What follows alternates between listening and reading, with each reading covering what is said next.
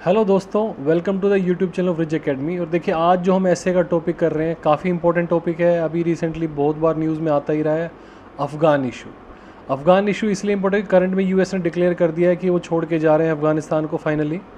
और वैसे तो खैर बातें काफ़ी सालों से, लेकिन अभी बहुत बार डेट्स आ चुके हैं और नए प्रेसिडेंट ने भी काफ़ी सारी बातें कही यूएस के प्रेसिडेंट ने। देखिए क्या बोल रहे हैं। Joe Biden has said that US was not in Afghanistan for nation building. देखिए बड़ी खास बात है, जब छोड़ के जा रहे तो बोल रहे हैं हम नेशन बिल्डिंग के लिए नहीं थे, ये हमारा पर्पज़ नहीं था, और जो उनका फ्यूचर वो डिसाइड अफगान्स खुद करें, हमारी जिम्मेवारी नहीं है। क्योंकि एक्चुअल में यूएसए की हालत काफ़ी ख़राब हो चुकी है और एक ये ऐसे वॉर में फंस गए जो कि एंडलेस है और उसको जीत नहीं सकते, हो अनविनेबल है। तो इसीलिए यहाँ पे इन्होंने स्टेटमेंट ऐसी दी है कि we are leaving and we were not here to build Afghanistan and it is in the hands of Afghans to decide. हालांकि ये बात कहने के बाद भी उन्हें दो चार बातें और कही हैं। जैसे पहली बात की है, to be clear countries in the region have a essential role to play. इसमें कोई डाउट नहीं आ रहा। खैर हम इस बात को एंड में यही कंक्लूड कर सकते हैं कि जो रीजनल कंट्रीज़ है काफ़ी उनका इंपॉर्टेंट रोल है यहाँ पे पीसफुल सेटलमेंट के लिए। बट फिर अभी तक यूएसए क्या कर रहा था, ठीक है। उसके बाद देखिए मिस्टर बिडेन ने और भी कहा है कि peace could be achieved only if Afghan government find some modus vivendi with the Taliban. और इसमें कोई डाउट नहीं है, ये भी हमारे कंक्लूजन का पार्ट रहेगा। मोडस विवेंडी अगर जब अफगान गवर्नमेंट जो है तालिबान के साथ अचीव कर लेती, तो मोडस विवेंडी का मतलब ये होता है कि कोई एक ऐसा पीसफुल, मतलब जैसे मान लीजिए कि जब तक कुछ डिसाइड नहीं होता तब तक पीसफुल रहेंगे। एक ऐसा पीसफुल एग्रीमेंट हो जो या तो परपेचुटी के लिए हो जाए कि कभी लड़ाई नहीं लड़ेंगे, वायलेंस ही खत्म कर देंगे, या फिर ऐसा हो कि जब तक कुछ डिसाइड नहीं होता तब तक पीसफुल रहेगा, तो उसको बोलते हैं मोडस विवेंडी। तो अभी बात करें कि ये अफगान गवर्नमेंट और तालिबान दोनों को मिलकर करना पड़ेगा, बिकॉज वी आर लिविंग, है ना। उसके बाद यहाँ पे देखिए, ये मैंने एक न्यूज़पेपर में देखी थी ये लाइन और मुझे काफ़ी अच्छी लगी ये लाइन। क्या बोल रहा है, could anyone have predicted when the US commenced its military intervention in Afghanistan in 2001 में आया था अफगानिस्तान के अंदर यूएस। और उसके बाद क्या बोला, that it would get embroiled in an endless war for 20 years. 20 साल हो गए हैं, एंड टू एग्जिट सेफली। और अब ये जब यहाँ से निकलना चाह रहा है तो ये नेगोशिएट किससे कर रहा है, तालिबान से। किस तालिबान से, जिसको खुद ये ख़त्म करने आया था, जिसको पनिश करने के लिए आया हुआ था। तो ये बड़ी आयरनी की सिचुएशन है कि 20 साल वॉर भी हो गए, इतने सारे इनके जो है सैनिक भी, पैसा भी सब लूज़ हुआ है अमेरिका का, और finally in the end they have to talk with the same entity which they came in to punish, right. तो काफ़ी हैरानी वाली बात है। तो देखिए इसका एक बैकग्राउंड अगर हम थोड़ा सा देखें तो हुआ ये था कि हम देखते हैं 11 सितंबर 9/11 अटैक्स बोलते हैं। यूएस के अंदर पहले मंथ लिखा जाता है, फिर डेट लिखी जाती है, इसलिए 9/11 अटैक्स बोलते हैं, मंथ 9 और 11th डेट। तो यहाँ पे टेररिस्ट अटैक हुए थे, हमने देखा था जो प्लेन क्रैश हुए थे वर्ल्ड ट्रेड सेंटर उन पे। तो यहाँ पे कह रहा है कि नियरली 3000 लोग मर गए थे, और उसका जो है क्विकली ये पता चल चुका था कि भैया जो आदमी इसको कराने वाला है ओसामा बिन लादेन है। ओसामा बिन लादेन किस ग्रुप का था, अल-कायदा ग्रुप का था, ठीक है। और जो तालिबान थे, जो अफगानिस्तान के अंदर तालिबान थे, वो इसको प्रोटेक्ट कर रहे थे, ठीक है। तो जो यूएस था, यूएस के ने जब ये देखा तो यूएस ने जो है एयर स्ट्राइक स्टार्ट कर दी और कहा कि we are performing an operation enduring freedom. क्योंकि ये जो हुआ है ये मिलिटेंट, मतलब बहुत ज़्यादा मिलिटेंसी है, ग्लोबल लेवल पे टेररिज्म है। और कहीं ना कहीं इसके बाद खैर वैसे यूएस को इंडिया की सिचुएशन में अच्छी समझ में आई है। तो यहाँ पे बात कर रहे हैं कि 9/11 अटैक्स के बाद यूएस ने स्ट्राइक्स किए, एयर स्ट्राइक्स किए। उसके बाद साथ में नाटो के साथ कोएलिशन ट्रूप्स, नाटो क्या है, नॉर्थ अटलांटिक ट्रीटी ऑर्गेनाइजेशन है, इसके अंदर यूएसए प्लस ईस्टर्न यूरोप था, पहले वेस्टर्न यूरोप था, फिर फाइनली ईस्टर्न यूरोप भी, मतलब यूएसए और यूरोपियन कंट्रीज इसके अंदर मिलकर नाटो कोएलिशन बनाते हैं। उन्होंने वॉर डिक्लेयर कर दिया था अफगानिस्तान के ऊपर। और उसके बाद वैसे तो टेम्प्रेरी तौर पे यूएस ने डिसलॉज भी कर दी तालिबान रजीम, लेकिन ये सिर्फ ट्रांजिशनल गवर्नमेंट के हिसाब से ही एक ट्रांजिशनल गवर्नमेंट बनाई थी, लंबे टाइम के लिए तालिबान रजीम को नहीं हटा पाया, ठीक है। अब जो यूएस है वो क्यों पुल बैक कर रहा है, अब क्या हुआ है ऐसा, कह रहा है कि इतना टाइम हो चुका है लड़ाई का और अब ये सिचुएशन अनविनेबल है क्योंकि कंट्रोल में नहीं आ रहे हैं, जो अफ़गानिस्तान की जो सिचुएशन है वो कंट्रोल में नहीं आ रही है। तो अच्छा ये होगा, और जो बिडेन ने ये भी कहा है कि अब और कितना सहन करना चाहोगे आप, कितने और लोग मरवाने हैं आपको, तो इसलिए हम वापस कर रहे हैं, तो ताकि लोगों को ये लगे कि yes it is a good decision इस तरह से।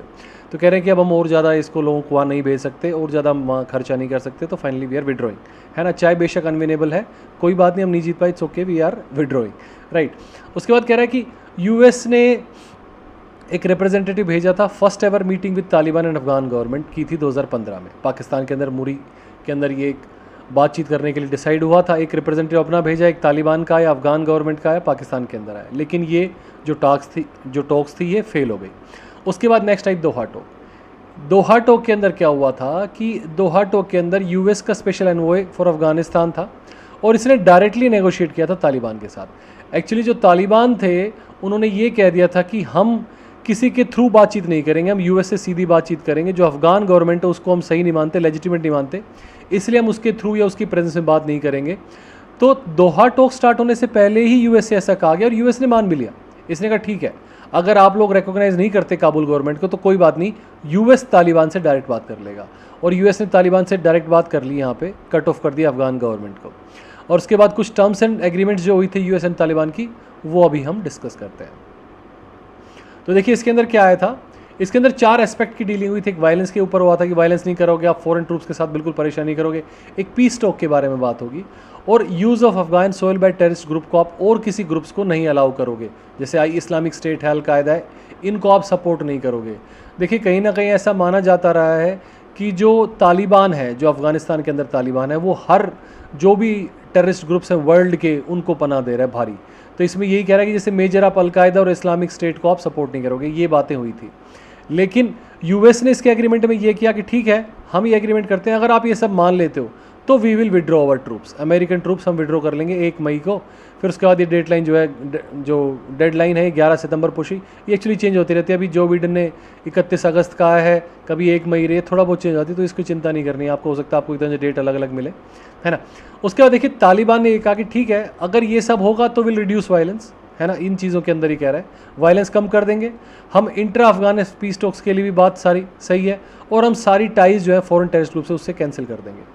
तो बस यूएस को एक फेस सेवर टाइप ये मिला, और उन्होंने कहा ठीक है, अगर ये सब बातें हो सकती है तो हम जो है अब छोड़ के चले जाएंगे अफगानिस्तान। तो एक फेस सेवर स्टैंड है, बाकी कुछ है नहीं, क्योंकि जब ये बातें चल रही तब भी तालिबान अटैक कर ही रहा था अफगान गवर्नमेंट के ऊपर ही, ठीक है। अब देखिए इंडिया ने काफ़ी दिनों तक ऐसा स्टैंड कुछ लिया नहीं, तालिबान से बातचीत नहीं की, क्योंकि उनको लगता था कि गलत है ये तालिबान, ठीक है, ज़बरदस्ती के हिसाब से बन रहा है। तो हम जो अफ़गान गवर्नमेंट से करज़ई साहब पहले थे, उसके बाद अभी गानी साहब हैं, गानी साहब, उनके साथ हम बातचीत करना चाह रहे हैं। लेकिन कुछ समझ मेरे ख्याल से आई, हमारे इंडियन मिनिस्टर्स को भी या समझ आई, और उन्होंने तालिबान से बात की, दोहा डिक्लेरेशन जो अभी ये जो बात कर रहे हैं हम, जिसके अंदर अफ़गानिस्तान और यूएस से बातचीत करें, तो उसके अंदर कहीं ना कहीं हमने भी इंटरवीन किया। और हमने ये कहा कि भैया शायद थोड़े लेट तो हैं, लेकिन हमें समझ में आ चुका था कि तालिबान जो है अब क्रिटिकल रोल प्ले करने वाला है अफ़गानिस्तान का कमिंग ईयर्स में। तो ऐसा ना हो कि इंडिया लेट हो जाए और बात ही ना कर पाएँ, और फिर उसके बाद कुछ कुछ गड़बड़ी हो सकती है। तो 3 गड़बड़ियाँ, 3 क्रिटिकल एरियाज़ यहाँ पे देखा गया इंडिया के लिए।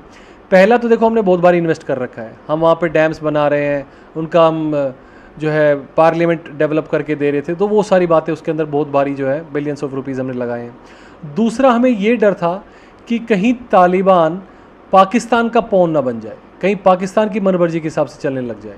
और तीसरा, कहीं ऐसा ना हो कि जो पाकिस्तान में जो एंटी इंडिया टेररिस्ट है उनको सपोर्ट मिल जाए तालिबान का, तो हमें और ज़्यादा परेशानी हो सकती है। तो ये 3 रीजंस थे कि we initiated talks with Taliban in Doha, right. उसके बाद क्या हुआ है कि हम देखिए शुरुआत से जैसे हम बातें करें कि 2001 से ऐसा हो रहा था कि हम जो है सपोर्ट कर रहे थे नॉर्दर्न अलायंस को, मतलब मेनली हम कह रहे हैं कि जो काबुल में जो गवर्नमेंट थी, अफगानिस्तानी कैपिटल काबुल में जो गवर्नमेंट थी, उसको हम सपोर्ट कर रहे थे। The northern alliance fought a defensive war against Taliban government and और being help by US and other countries that agree with including. तो पहले बहुत सारे लोगों ने हेल्प की थी, इंडिया भी इस तरफ ज़्यादा था, नॉर्दर्न अलायंस मतलब जो हम अफगान गवर्नमेंट की बात कर रहे हैं। लेकिन ग्रेजुअली हमने भी थोड़ा तालिबान से बातचीत करनी शुरू की। उसके बाद देखिए possible scenarios of Afghanistan, as of now ऐसा दिख रहा है कि सिर्फ 3 पॉसिबल सिनेरियोज हैं।